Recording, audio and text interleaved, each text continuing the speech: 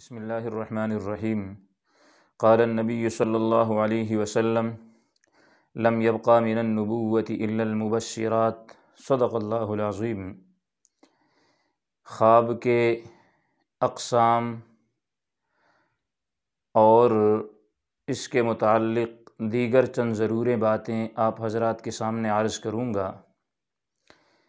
صحیح بخاری شریف کی روایت آپ حضرات کے سامنے تلاوت کی کہ جس میں پیارے پیغمبر صلی اللہ علیہ وسلم نے فرمایا کہ نبوت میں سے کچھ باقی نہیں ہے سوائے مبشرات کے۔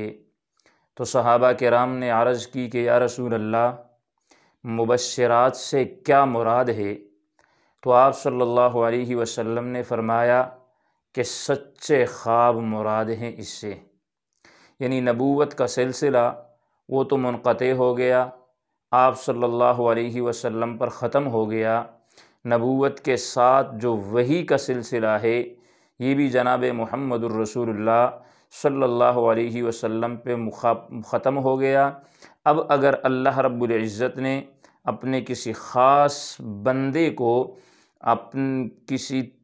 بندے کو متنبہ کرنا ہو یا اسی طرح اس خاص بندے کو کچھ خوشخبری سنانا ہو تو اس کی ایک ہی صورت باقی ہے، وہ الہام ہے، اور اسی سچے خواب کے ذریعے اللہ رب العزت اپنے بندے کو متنبہ فرما دیتے ہیں، اور اسی طرح ساتھ میں اللہ رب العزت اگر خوشخبری دینا چاہیں تو خواب کے ذریعے اپنے بندے کو خوشخبری بھی عطا فرما دیتے ہیں۔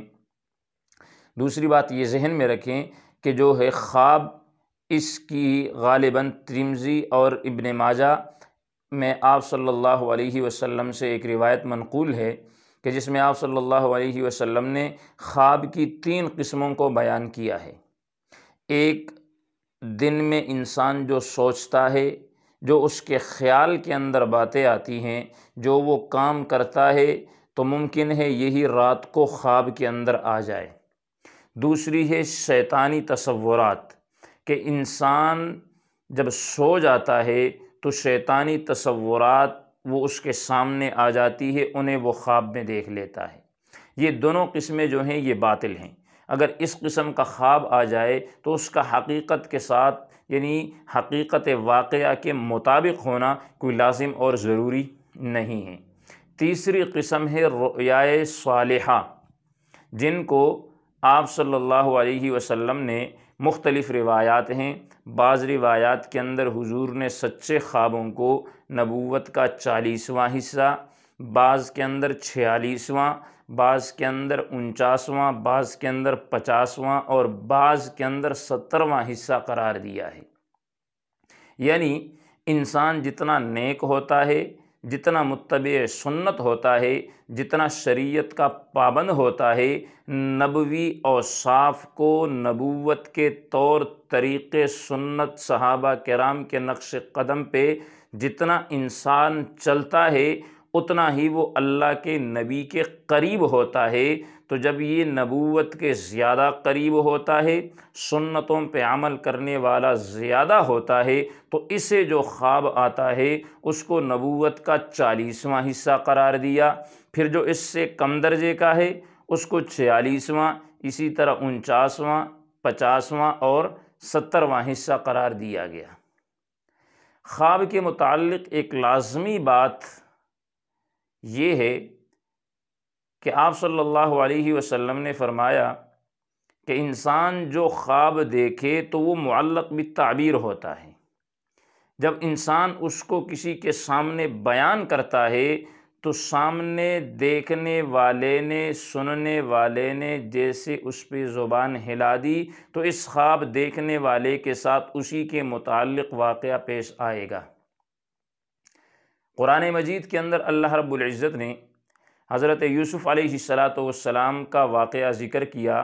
انہوں نے جب خواب دیکھا، اپنے والد کے سامنے جب بیان کیا تو حضرت یعقوب علیہ السلام نے کیا فرمایا کہ یا بنی لا تقصص رؤیاک علی اخوتک فیکیدوا لک کیدا ان الشیطان للانسان عدو مبین، کہ اے میرے بیٹے اپنے اس خواب کو اپنے بھائیوں کے سامنے بیان نہ کرنا، اس لیے کہ ممکن ہے وہ تیرے لیے کوئی بری تدبیر کرے، تو اس سے معلوم یہ ہوتا ہے کہ خواب انسان اگر دیکھے تو اس کو بیان کرنے کے لیے یا تو کسی معتبر عالم دین کے سامنے بیان کرے، یا پھر ایسے شخص کے سامنے اپنے خواب کو بیان کرے کہ جس کو وہ اپنا ہمدرد سمجھتا ہو، جو اس کے ساتھ بغض، حسد اور کینہ نہ رکھتا ہو، تو وہ اس کی تعبیر بھی اس کے مطابق اچھی ہی بتائے گا۔ تو محترم، خواب اگر انسان کو آ جائے تو اس کے اندر جیسے حدیث پاک میں آتا ہے کہ اصدق الرؤیا بالاسحار، کہ صبح کے وقت کے جو خواب ہوتے ہیں یہ سچائی کے زیادہ قریب ہوتے ہیں۔ تو انسان اگر کوئی خواب دیکھ لے، بہتر تو یہی ہے کہ اس پر خاموشی اختیار کر لے، اس پر کوئی ٹینشن نہ لے۔ اگر کوئی برا خواب دیکھا ہے تو 2 رکعت نفل پڑھے، استغفار کرے، اللہ کے راستے میں کوئی صدقہ کر دے، تو آنے والی جو مصیبت ہے وہ اس سے ختم ہو جائے گی۔ لیکن ہر کسی کے سامنے اپنے خواب کو ہرگز بیان نہ کریں، اس لیے کہ اس کے بہت زیادہ نقصانات ہیں۔ اللہ رب العزت سے دعا ہے کہ اللہ ہمیں شریعت محمدیہ صلی اللہ علیہ وسلم پر عمل کرنے کی توفیق عطا فرمائے۔ وآخر دعوانا ان الحمد للہ رب العالمین۔